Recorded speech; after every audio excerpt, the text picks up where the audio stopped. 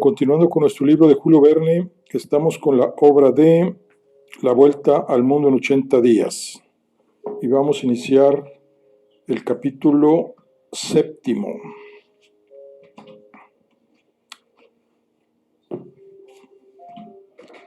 Donde una vez más queda demostrada la inutilidad de los pasaportes en materia de policía. El inspector regresó al muelle y se dirigió rápidamente a la oficina del cónsul. De inmediato, a petición suya, lo condujeron en calidad de urgente ante la presencia del funcionario. Señor cónsul, dijo sin más preámbulo, tengo fuertes sospechas de que nuestro hombre se encuentra a bordo del Mongolia. Fix refirió la conversación entre el sirviente y él a propósito del pasaporte. Bien, señor Fix, respondió el cónsul, no me disgustaría conocer el rostro de ese rufián, pero es muy probable que no se presente en mi oficina, si es eso lo que usted supone. A los ladrones no les gusta dejar rastro de su paso tras de sí, sobre todo cuando la formalidad del pasaporte no es obligatoria. Señor cónsul, respondió el agente, si se trata de un hombre astuto como hemos imaginado, vendrá. ¿A que selle su pasaporte? Sí. Los pasaportes no sirven más que para inoportunar a los hombres de bien y facilitar la fuga de los rufianes. Le puedo asegurar que el de este hombre estará en regla. Aún así, espero que usted no selle. ¿Y por qué no? Respondió el cónsul. Si el pasaporte está en regla, no tengo derecho a negarme. Es verdad, señor cónsul. Sin embargo, es necesario que yo retenga aquí a ese hombre hasta haber recibido de Londres la orden de arresto. Ah, eso, señor Fix, es asunto suyo, respondió el cónsul. Yo no puedo. El cónsul no alcanzó a terminar la frase. En ese momento llamaron a la puerta de su gabinete y el secretario de la oficina introdujo a dos extranjeros, uno de los cuales era el sirviente que se había detenido a conversar con la agente de policía. Eran en efecto amo y sirviente. El amo presentó su pasaporte y con tono lacónico solicitó al cónsul tuviera a bien estampar el visado.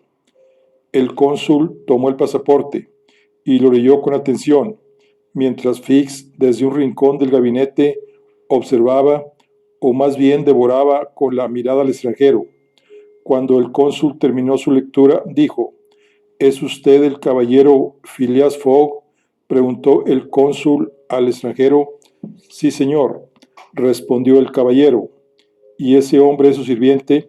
Sí, un francés llamado Passepartout. ¿Usted viene de Londres? Sí. ¿Y a dónde se dirige? A Bombay. Muy bien, señor. Ya debe saber que esta formalidad del visado no es necesaria. Ya no exigimos la presentación del pasaporte. Lo sé, señor, respondió Phileas Fogg. Sin embargo, deseo constatar mi paso por Suez mediante su visado. Como guste, señor. Y el cónsul, luego de firmar y fechar el pasaporte, lo selló. El señor Fogg pagó los derechos del visado y después de despedirse con frialdad, salió seguido de su sirviente. ¿Y bien?, preguntó el inspector. Pues tiene toda la pinta de un hombre honesto. Es posible, respondió Fix, pero eso no es el punto. ¿Acaso no le parece, señor cónsul, que este flemático caballero se asemeja rasgo por rasgo a las señas que me dieron de ladrón? Concuerdo con eso, pero ya sabe usted que todas esas señas... Estoy harto de saberlo, respondió Fix. El sirviente me parece menos indescifrable que el amo. Además, es francés y no podrá contenerse de hablar. Hasta luego, señor cónsul. El agente salió y fue en busca de Passepartout. Cuando el señor Fox salió de la casa consular, se dirigió al muelle, donde dio algunas órdenes a su sirviente, luego de lo cual se embarcó en una lancha, volvió a bordo del Mongolia y entró a su camarote. Una vez ahí, tomó su libro de anotaciones donde llevaba los siguientes apuntes. Salí de Londres el miércoles 2 de octubre a las 8:45 de la tarde. Llegué a París el jueves 3 de octubre a las 7:20 de la mañana. Llegué por Monte Cenis a Turín el viernes 4 de octubre a las 6:35 de la mañana. Salí de Turín el viernes a las 7:27 de la mañana. Llegué a Brindisi el sábado 5 de octubre a las 4 de la tarde. Embarqué en el Mongolia el sábado a las 5 de la tarde. Llegué a Suez el miércoles 9 de octubre a las 11 de la mañana. Total de horas transcurridas, 158 horas y media. Esto es 6 días y medio. El señor Fox escribió estas fechas en un itinerario formado por columnas y que indicaba desde el 2 de octubre hasta el 21 de diciembre el día de la semana y el del mes, las llegadas reglamentarias y las efectivas en cada punto principal: París, Brindisi, Suez, Bombay, Calcuta, Singapur, Hong Kong, Yokohama, San Francisco, Nueva York, Liverpool, Londres. Esto le permitiría calcular la ventaja obtenida o el retraso que podía tener para llegar a cada punto del trayecto. Con este metódico itinerario, el señor Fox podía tener en cuenta todo y saber en todo momento si llevaba un buen avance o iba con retraso.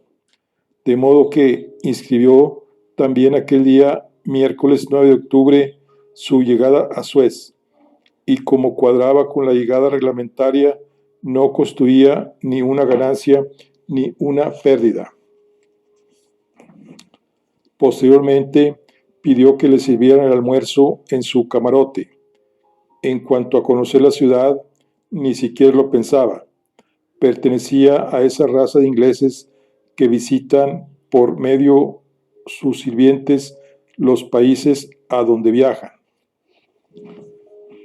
Capítulo 8, donde Passepartout habla quizá un poco más de lo que le hubiera convenido. Unos instantes después, Fix volvió a tropezar con Passepartout, quien se paseaba observando y examinándolo todo, como si se creyera obligado a hacerlo. Y bien, amigo mío, le dijo Fix al abordarlo, su pasaporte ya fue visado. Ah, es usted, señor, respondió el francés. Le agradezco su ayuda. Todo está perfectamente en regla. ¿Y ahora empieza a conocer país? Sí, pero vamos con tanta prisa que me parece viajar en sueños. Es cierto que estamos en Suez, en Egipto, exactamente.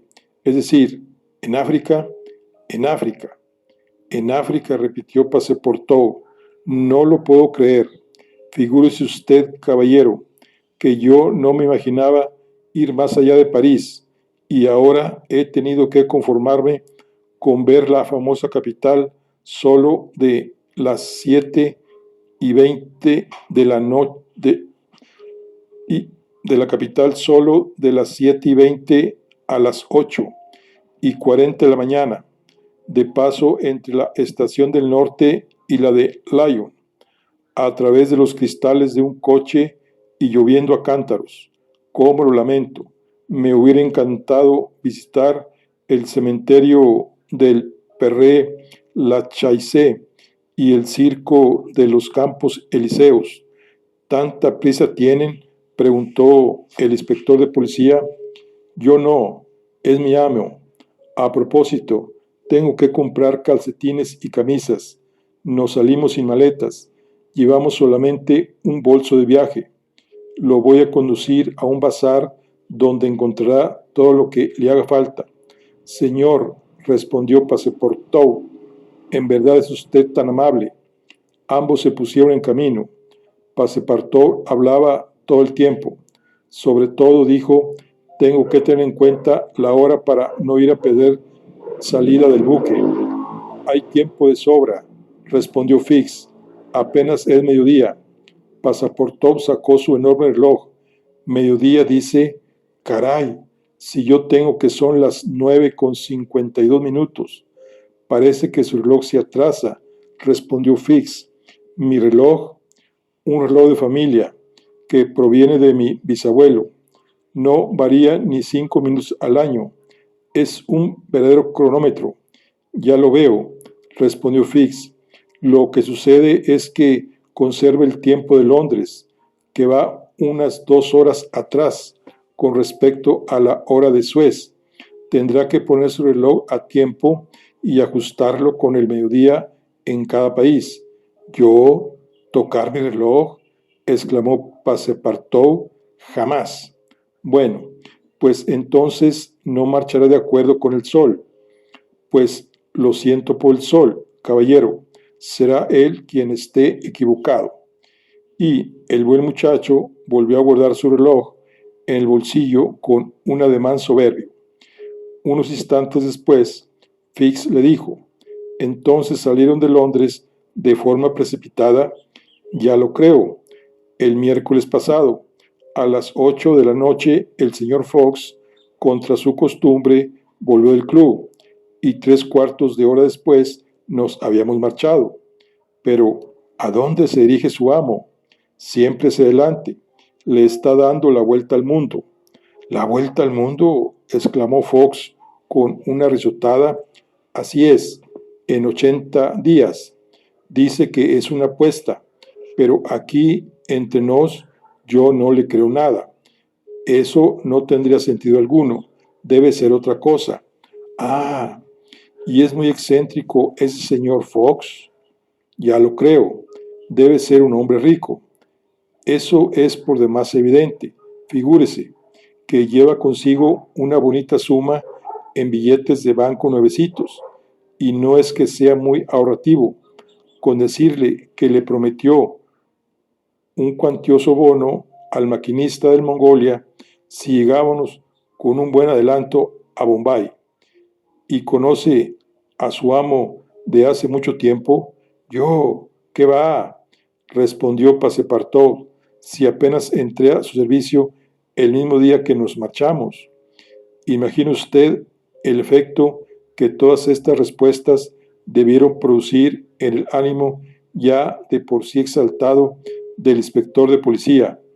La salida precipitada de Londres, poco después del robo, la fuerte suma que portaba consigo, la prisa por llegar a países remotos, el pretexto de una singular apuesta, todo confirmaba y debía confirmar a Fix en sus suposiciones. Hizo hablar todavía más al francés y llegó a la conclusión de que el sirviente no conocía a su amo, de que éste vivía recluido en Londres, que se decía que era rico, pero se desconocía el origen de su fortuna, que era un hombre impenetrable, etc. Al mismo tiempo, Fix pudo enterarse de que Phileas Fogg no desembarcaría en Suez, sino que iría directo a Bombay. ¿Queda lejos Bombay?, preguntó Passepartout. Bastante lejos, respondió el agente. Todavía les falta una docena de días en el mar. ¿Y dónde queda? En la India. En Asia. Naturalmente. Demonios. Es que le diré, hay una cosa que me tiene muy inquieto. Mi lámpara. ¿Qué lámpara? La lámpara de gas de mi cuarto. Se me olvidó apagarla y que está ardiendo por mi cuenta. Calculé que serían 2 chelines cada 24 horas. justo 6 peñiques más de lo que gano. Yo podría comprender que si el viaje se prolonga, comprendería Fix el asunto del gas.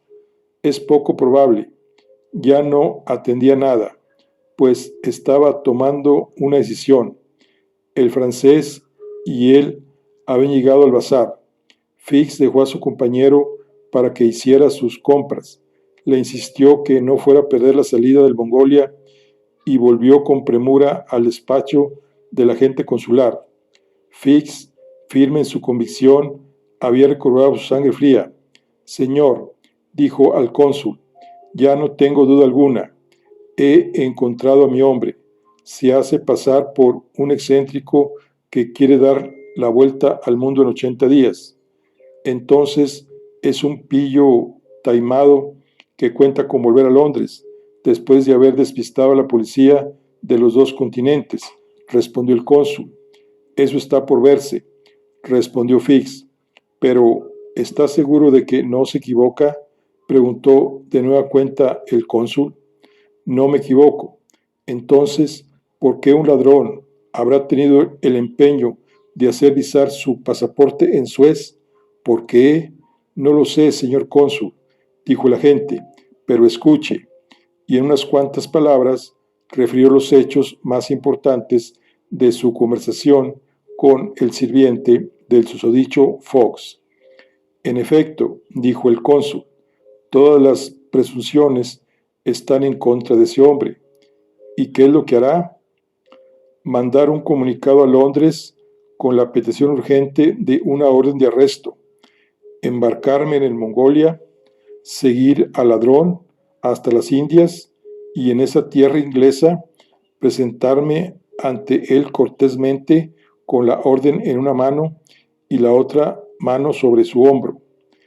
El agente pronunció con frialdad estas últimas palabras, para después despedirse del cónsul y dirigirse al telégrafo, donde envió el comunicado que ya se mencionó al director de la Policía Metropolitana. Un cuarto de hora más tarde, Fix, con su ligero equipaje en la mano y bien provisto de dinero, se embarcó en el Mongolia, y en poco tiempo el rápido buque surcaba a todo vapor las aguas del Mar Rojo.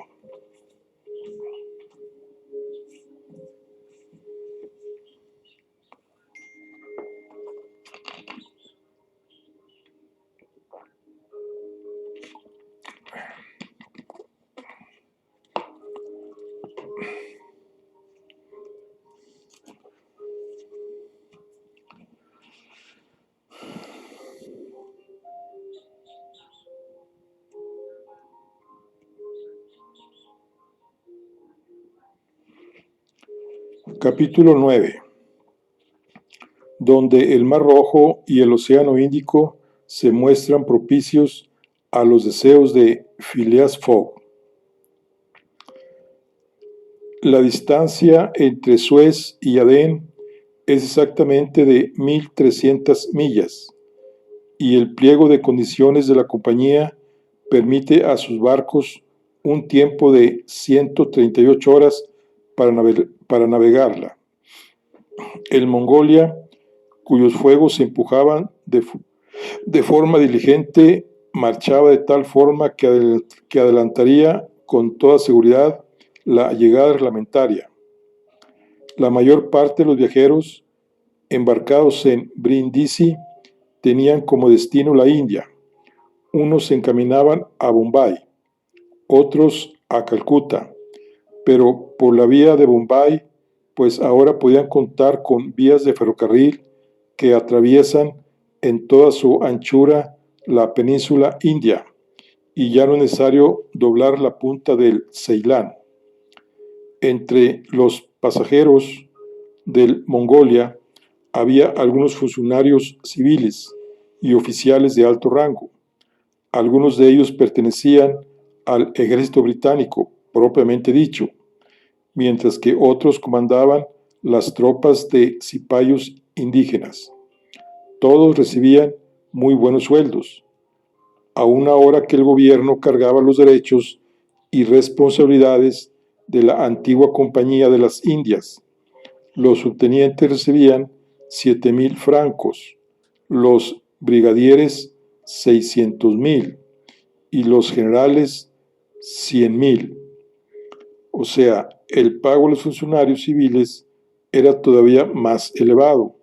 Los simples asistentes de primer grado en jerarquía recibían 12.000 francos, los jueces 60.000, los presidentes del tribunal 25.000, los gobernadores 300.000 y el gobernador general recibía más de 600.000 francos. Nota el traductor.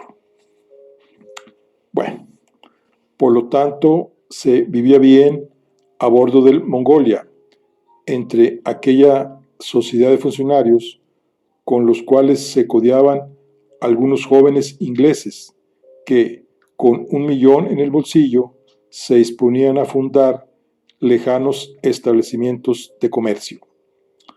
El contador, quien era el hombre de confianza de la compañía, al igual que el capitán a bordo, hacían todas las cosas con suntuosidad.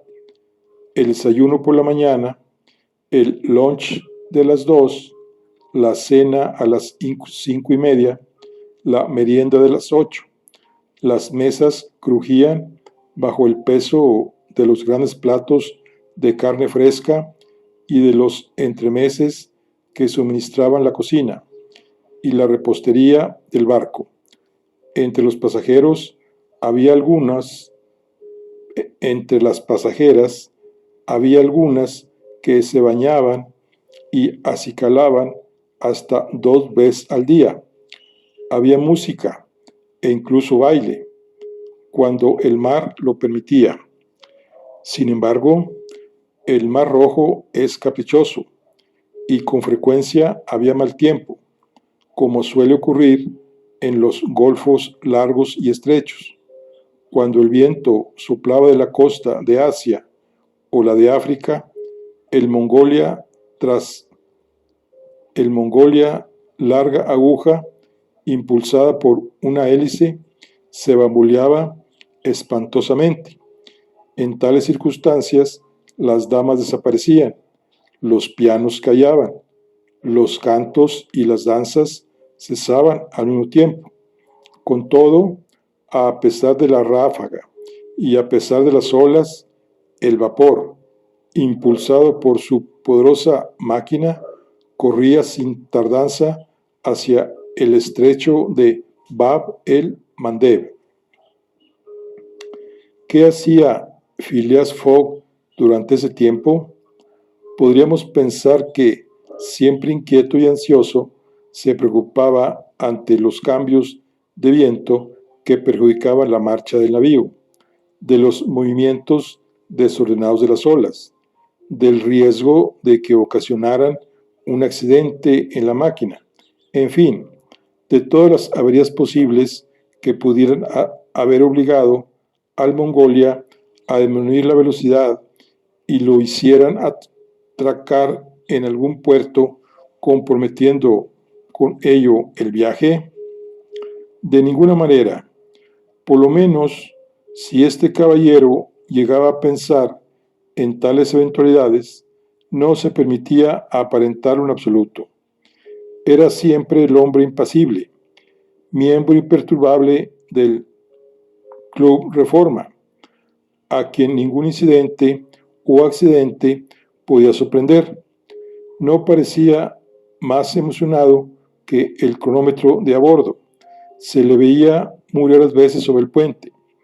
Le inquietaba muy poco observar aquel Mar Rojo, tan fecundo en recuerdos y escenario de los primeros acontecimientos históricos de la humanidad.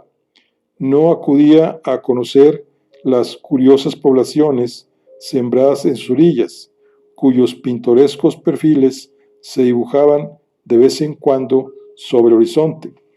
Ni siquiera le pasaban por la mente los peligros del Golfo Arábigo, de los que antiguos historiadores como Estrabón, Arriano, Artemidoro y Edris habían hablado con temor y en los cuales los navegantes no se aventuraban sin haber consagrado su viaje con sacrificios propiciatorios.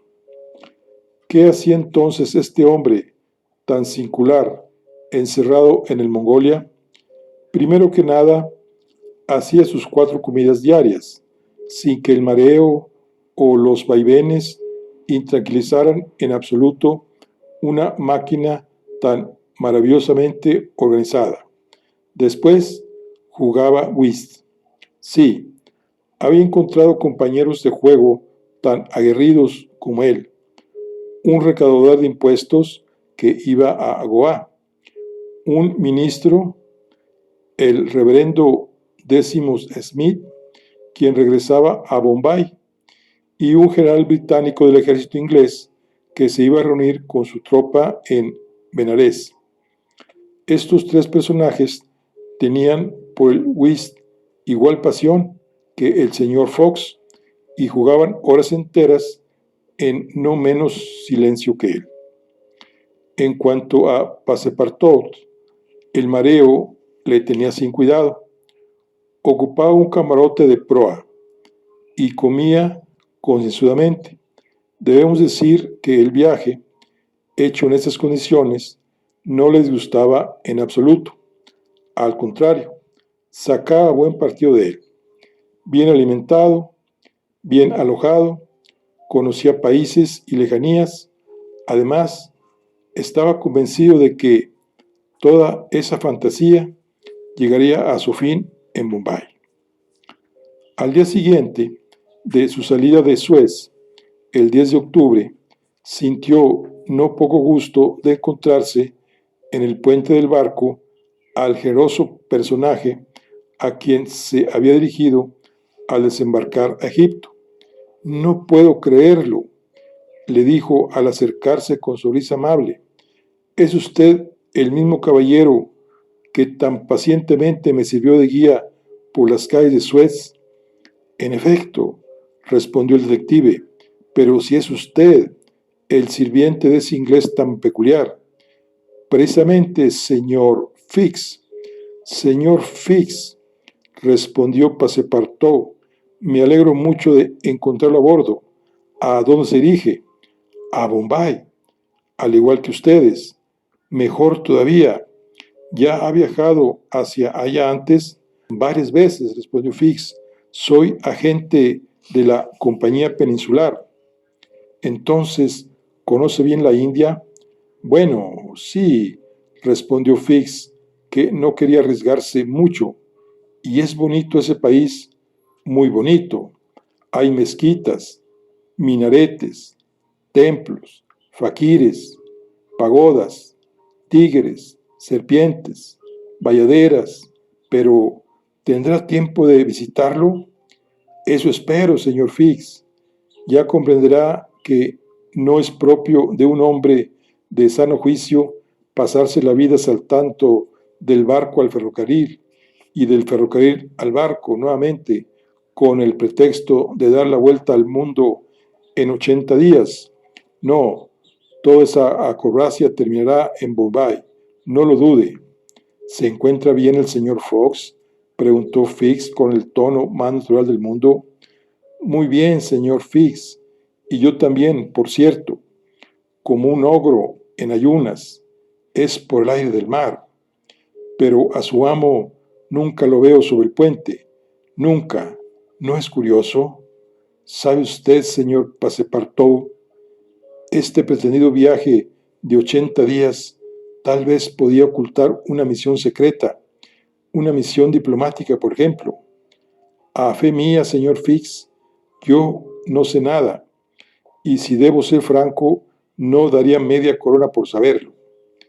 Desde que se diera ese encuentro, Passepartout y Fix siguieron hablando con frecuencia.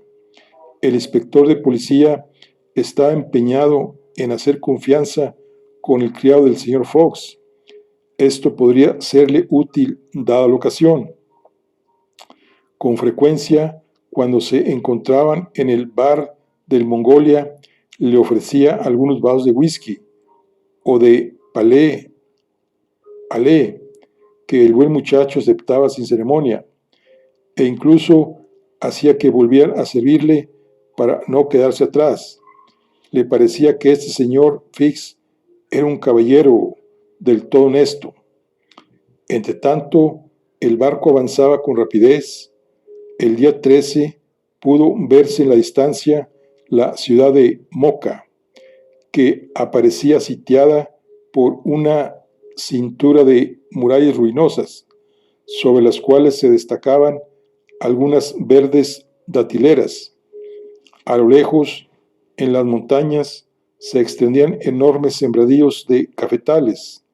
Passepartout estaba fascinado por aquella vista de la célebre ciudad, e incluso le pareció que tenía forma de una enorme taza de café, con sus murallas circulares y un fuerte en ruinas que hacía las veces de asa.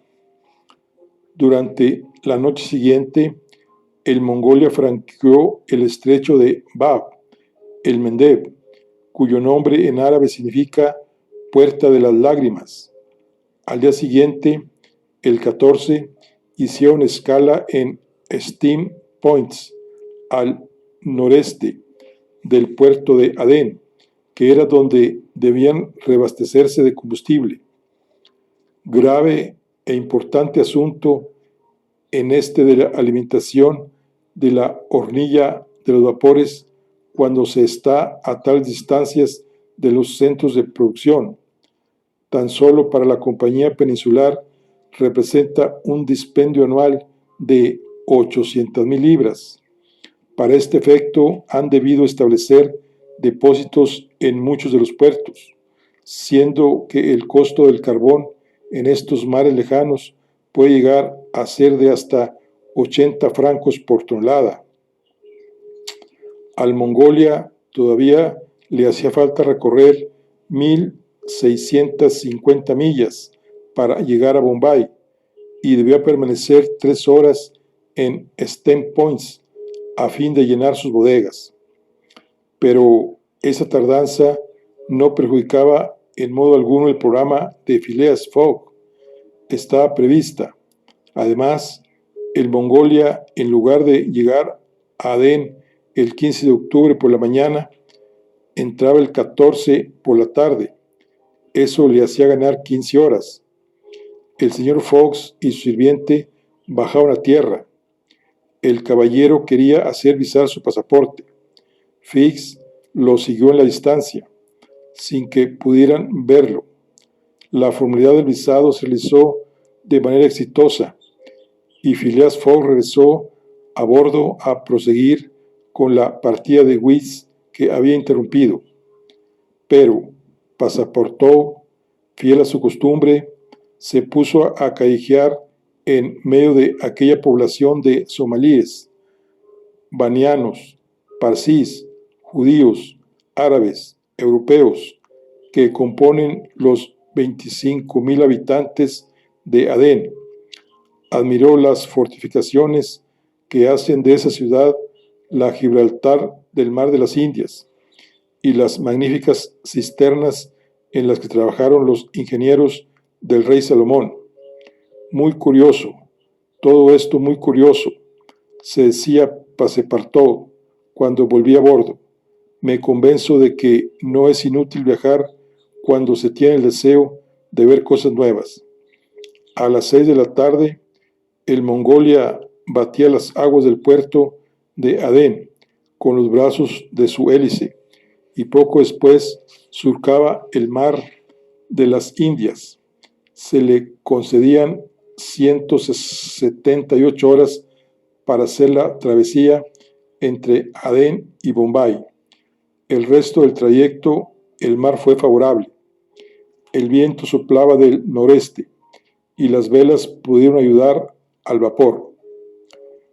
El navío mejor sostenido se bamboleaba menos, de modo que los pasajeros volvieron a aparecer sobre el puente ya recompuestas. Los cantos y bailes volvieron a tener lugar. El viaje transcurrió en las mejores condiciones y Passepartout estaba encantado del amable compañero que el azar le había provisto en la persona del señor Fix. El domingo 20 de octubre, a mediodía, pudo por fin divisarse la costa india. 2 horas más tarde, el timonel subía a bordo del Mongolia. Sobre el horizonte, bajo la bóveda celeste, un fondo de colinas se perfilaba de manera armoniosa y muy pronto destacaron vivamente las filas de palmeras que cubrían la ciudad. El vapor entró en el puerto formado por las islas Salsette, Elefanta y Butcher, y a las 4:30 atracó en los muelles de Bombay. Para entonces, Phileas Fogg terminaba la 33ª partida del día, y su compañero y él, gracias a una audaz maniobra, habían arrasado al momento de cubrir aquella bella travesía. El Mongolia no debía llegar a Bombay sino hasta el 22 de octubre y arribaba el 20. Esto, por tanto, daba una ventaja de 2 días desde la salida de Londres, la cual Phileas Fogg inscribió metódicamente en su itinerario, en la columna de las ganancias.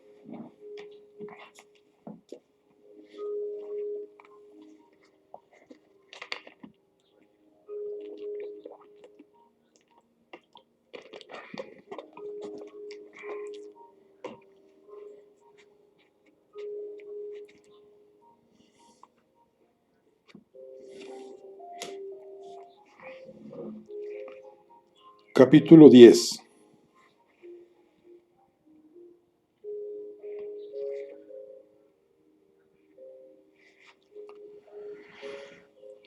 Donde Passepartout sale bien librado de un lance, aunque pierde sus zapatos. Todo el mundo sabe que la India, ese gran triángulo invertido, con la base en el norte y la punta apuntando hacia el sur, comprende una superficie de 1.400.000 millas cuadradas, sobre la cual se reparte de forma desigual una población de 180 millones de habitantes. El gobierno británico ejerce un dominio real sobre cierta parte de este inmenso país. Tiene un gobernador general en Calcuta, gobernadores en Madrás, en Bombay, en Bengala y un teniente gobernador en Agra. Pero la India inglesa, propiamente dicha, cuenta solamente con una superficie de 400.000 millas cuadradas y una población de 100 a 110 millones de habitantes. Está por demás decir que una notable parte del territorio se ha librado hasta hoy de la autoridad de la reina, y en efecto, entre algunos rajás del interior, fieros y terribles, la independencia india es todavía absoluta. Desde 1756, época en que se fundó el primer asentamiento inglés en el sitio ocupado hoy por la ciudad de Madrás, y hasta el año en que estalló la gran insurrección de los cipayos, la célebre Compañía de las Indias fue todopoderosa. Poco a poco iba anexando a sus dominios las diversas provincias que conseguía de los rajás por medio de rentas que no pagaban o pagaban mal. Les nombraba un gobernador general y les asignaba empleados civiles y militares. Pero ahora la compañía ya no existe y las posesiones inglesas de la India dependen directamente de la corona. De la misma forma, el aspecto, las tradiciones, las divisiones etnográficas de la península tienden a cambiar todos los días.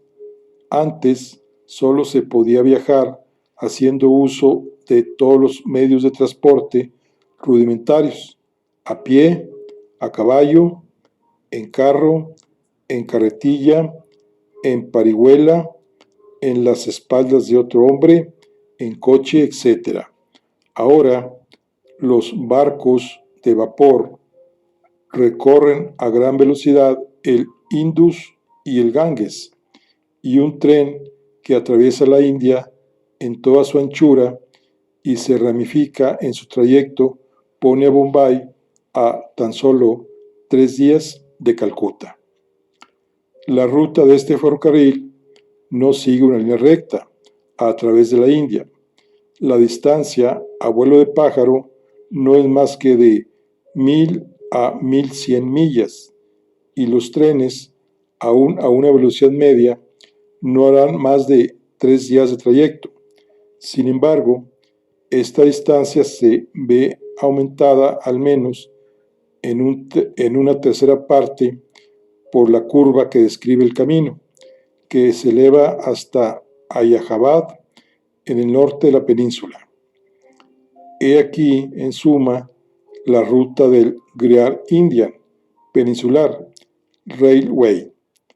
Partiendo de Bombay, atraviesa Salsette, salta al continente frente a Tanab, cruza la sierra de los Ghats occidentales, va hacia el noreste para Burmanpur, surca el territorio casi independiente de Buidkelkunz, se eleva hasta Allahabad, luego se inclina hacia el este, encuentra al Ganges en Benares, se desvía ligeramente y vuelve al sureste por Burdivan y la ciudad francesa de Chandemagor, y por último hace cabeza de línea en Calcuta. Eran las 4:30 de la tarde cuando los pasajeros del Mongolia desembarcaron en Bombay, y el tren a Calcuta salía a las 8 en punto. El señor Fox pidió permiso a sus compañeros de juego, dejó el barco, dio a su sirviente la orden de hacer algunas compras, le recalcó expresamente que debía estar en la estación de trenes antes de las 8, y con su paso regular, que batía como el péndulo de un reloj astronómico, se dirigió a la oficina de pasaportes. Por lo tanto, de las maravillas de Bombay no tenía pensado ver nada, ni el hotel de la ciudad, ni la magnífica biblioteca, ni los fuertes, ni los muelles, ni el mercado de telas de algodón, ni los bazares, ni las mezquitas, ni las sinagogas, ni las iglesias armenias, ni la espléndida pagoda de Malebar Hill, aderezada por 2 torres poligonales. No contemplaría ni las obras maestras de Elefanta, ni sus misterios hipogeos ocultos al sureste del puerto, ni las grutas de Kangerie de la isla de Salsette y sus admirables vestigios de la arquitectura budista. Nada. Al salir de la oficina de pasaportes, Phileas Fogg se dirigió a paso tranquilo hacia la estación de trenes, y una vez ahí se hizo servir la cena. Entre otros manjares, el chef creyó que era su deber recomendarle cierto guisado de conejo nativo del país, que según dijo, era una verdadera maravilla. Phileas Fogg aceptó el guisado y lo probó concienzudamente, pero a pesar de la salsa espaciada, lo encontró detestable. Llamó al chef. Señor, le dijo viéndolo fijamente, ¿se supone que esto es conejo? Así es, señor, respondió descaradamente el muy pícaro, conejo de las junglas de esta tierra. ¿Y de casualidad no maulló cuando lo sacrificaron? Maullar. Oh, pero señor, un conejo. Yo le juro, señor chef, replicó fríamente el señor Fox, será mejor que no haga juramentos, y mejor recuerde que antiguamente en la India los gatos eran animales sagrados. Eran buenos tiempos aquellos, para los gatos, señor, y quizá también para los viajeros. Después de esta observación, el señor Fox siguió comiendo con calma. Minutos después que el señor Fox, el detective Fix también desembarcó del Mongolia y se fue corriendo a ver al director de la policía de Bombay. Le hizo reconocer su calidad de detective, la misión de la cual se hacía cargo, así como su situación respecto del presunto autor del robo. ¿Habían recibido de Londres una orden de aprehensión? No, no se había recibido nada. Y en efecto, la orden que saliera después que Fox no podía haber llegado todavía. Fix quedó fuertemente desconcertado. Intentó conseguir la orden de arresto contra el señor Fox directamente del director, pero el director se la negó. Ese asunto correspondía a la administración metropolitana y era solamente ella podía liberar de forma legal un mandato de prisión. Podemos explicarnos a la perfección esta severidad de principios y esta observancia rigurosa de la ley, a partir de las costumbres inglesas que en materia de libertad individual no admiten arbitrariedad alguna. Fix no insistió y comprendió que debía resignarse a esperar la llegada de la orden. Sin embargo, decidió no perder de vista a su impenetrable ladrón durante todo el tiempo que permaneciera en Bombay.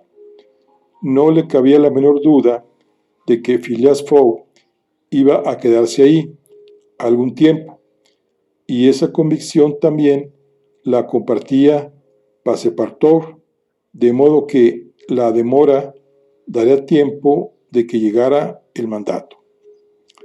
No obstante, desde que recibiera las últimas órdenes de su amo, Passepartout comprendió que sucedería en Bombay lo mismo que había ocurrido en Suez y París, que el viaje no terminaría ahí, sino que proseguirían por lo menos hasta Calcuta y quizá más lejos. Passepartout comenzó a preguntarse si la apuesta del señor Fox no sería algo completamente serio y si la fatalidad no le habría llevado a él, que tanto deseaba vivir tranquilo, a completar este viaje alrededor del mundo en 80 días. Mientras eso pensaba, Passepartout se paseaba por las calles de Bombay, luego de haber comprado algunas camisas y calcetines. Había una gran cantidad de gente en la calle, entre europeos de todas las procedencias. Se veían persas de gorro puntiagudo, punías de turbante redondo, sindos de bonete cuadrado, armenios de traje largo y parsis de mitra negra. Se trataba justamente de una fiesta que celebraban los los parsis o hebros, descendientes directos de los prosélitos de Zoroastro, y que son los más industriosos, los más civilizados, los más inteligentes, los más austeros de los indios, raza a la que pertenecen hoy los comerciantes más ricos de Bombay. Ese día se celebraban una suerte de carnaval religioso, con procesiones y festejos en los que danzaban al son de gaitas y tam-tams, hermosas bayaderas vestidas con trajes de gasa recamados en oro y plata. Su baile era genuino.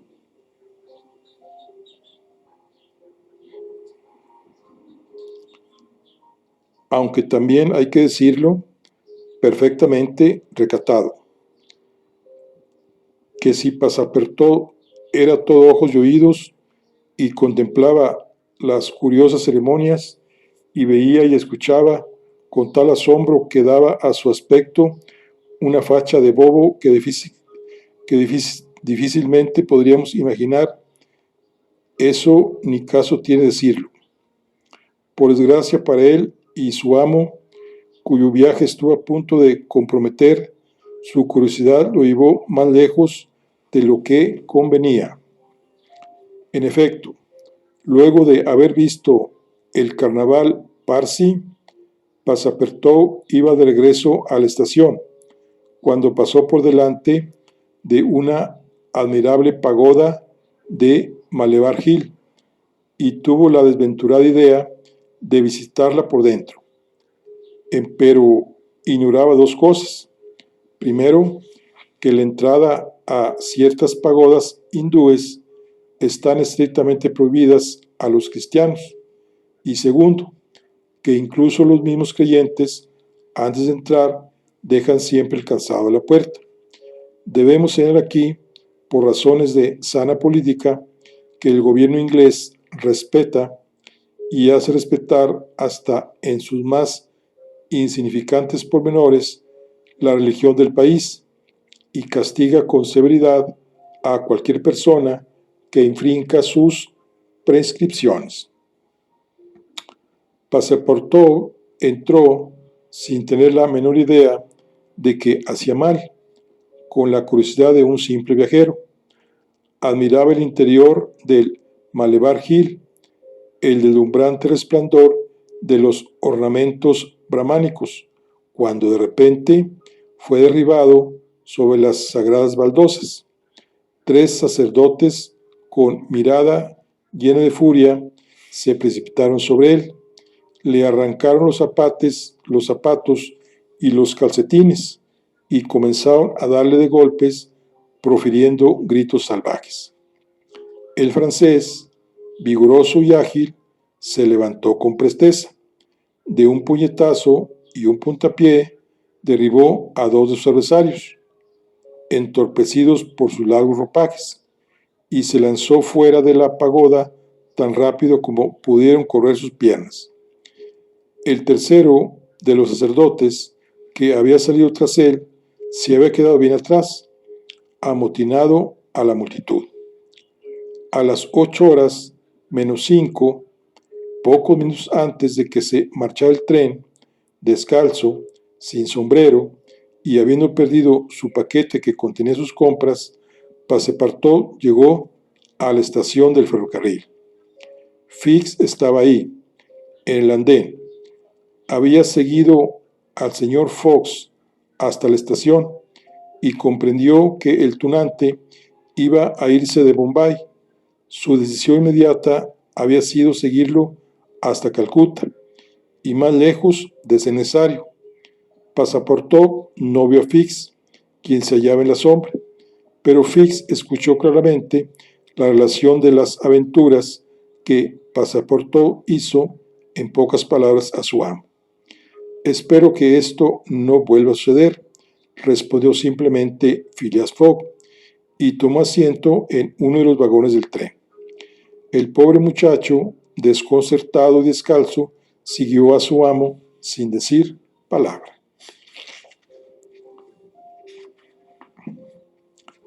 Fix iba a subir en otros vagones cuando lo retuvo un pensamiento que de súbito modificó el proyecto de su partida.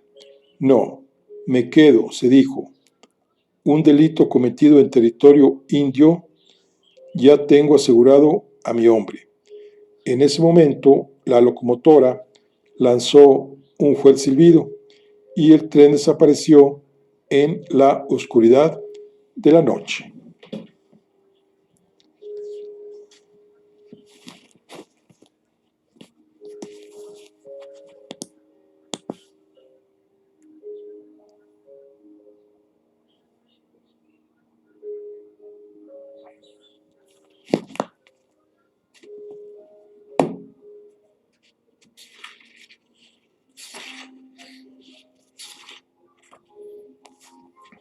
Bueno, Aquí concluimos la charla del día de hoy. Nos vemos en la siguiente. Hasta luego.